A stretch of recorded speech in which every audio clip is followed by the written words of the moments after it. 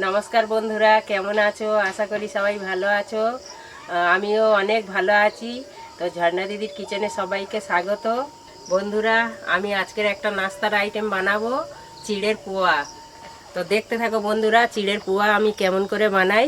এটা সকালের নাস্তা, তবে আমরা রাতে বানাচ্ছি, রাতে খাবো বলে। বন্ধুরা, চিড়েগুলো আমি আগে ভিজিয়ে দেব, কিছুক্ষণ ভিজিয়ে রাখবো চিড়েগুলো। পাতলা চিড়ে হলে সঙ্গে সঙ্গে ধুয়ে নেয়, কিন্তু এটা একটু মোটা সাইজের চিড়ে, তো 5 মিনিট ভিজিয়ে রাখতে হবে, 5-10 মিনিট ভিজিয়ে রাখতে হবে।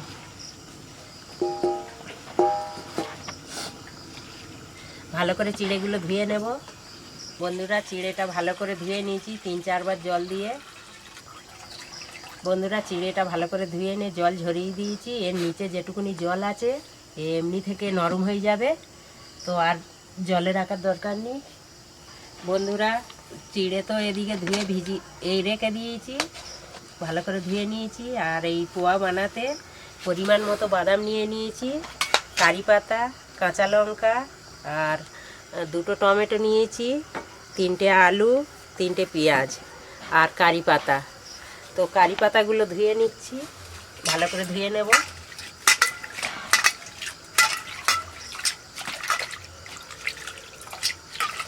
বন্ধুরা, আমার খুব সর্দি হয়েছে, ওই জন্য আওয়াজটা যেন কেমন মতো লাগছে।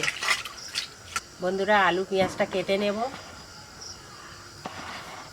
ভালো করে ছিলে নিচ্ছি। ছিলে আলু ভাজার মতো পাতলা পাতলা করে কাটবো। আলুগুলো কেটে কেটে এই জলের মধ্যে রাখবো।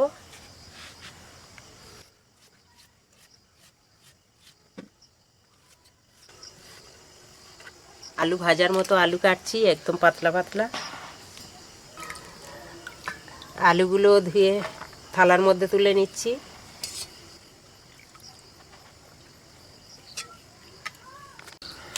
পেঁয়াজগুলো সব কেটে নিচ্ছি বন্ধুরা। পেঁয়াজ কাটা হয়ে গেছে, এবার টমেটোগুলো কেটে নেব।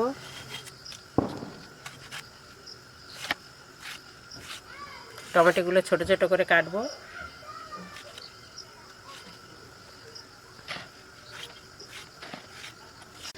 বন্ধুরা, কড়া বসিয়ে দিয়েছি, এবার উনুনটা ধরিয়ে নেব। কড়া গরম হয়ে গেছে, বাদামগুলো আগে ভেজে নেব। অল্প তেল দিয়ে দিচ্ছি, সাদা তেল। তেল গরম হয়ে গেছে, বাদামগুলো দিয়ে দিলাম। বাদামগুলো একটু লাল লাল করে ভেজে নেব। বাদামগুলো ভাজা হয়ে গেছে, বাদামগুলো তুলে নিচ্ছি।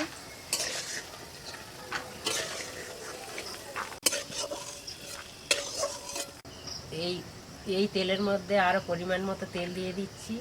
তো পোয়া বানাতে একটু বেশি তেল লাগবে, একটু বেশি তেল দিলে চিড়ের পোয়াটা খেতে ভালো লাগে। তেল গরম হয়ে গেছে, কালো সর্ষে দিয়ে দিলাম তেলের মধ্যে। কেটে রাখা পেঁয়াজগুলো দিয়ে দিলাম।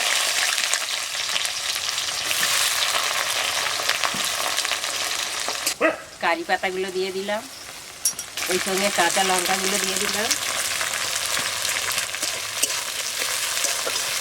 কেটে রাখা আলুগুলো দিয়ে দিচ্ছি।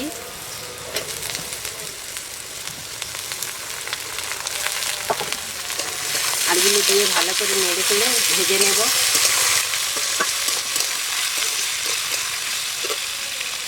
পরিমাণ মতো হলুদ দিয়ে দিলাম। এখন অল্প পরিমাণে নমক দিয়ে দিচ্ছি। বন্ধুরা, এইসব আলু পেঁয়াজ সব ভাজা হয়ে গেছে, এবারে চিড়েটা ঢেলে দেবো, ভিজানো চিড়ে।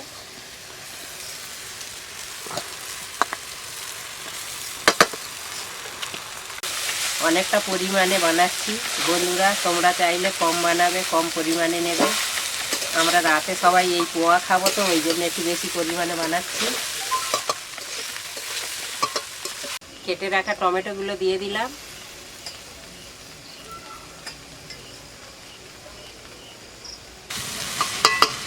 টমেটোগুলো দিয়েছি, ভালো করে মিলিয়ে দেব। পরিমাণ মতো লবণ দিয়ে দিচ্ছি। 1 চামচ গুঁড়ো চিনি দিয়ে দিলাম। আর এই বাদাম ভেজে রেখেছিলাম, বাদামগুলোও দিয়ে দেব। ফের ভালো করে মিশিয়ে নেব। বন্ধুরা, 8 গেনা লেবুর রস দিয়ে দিচ্ছি।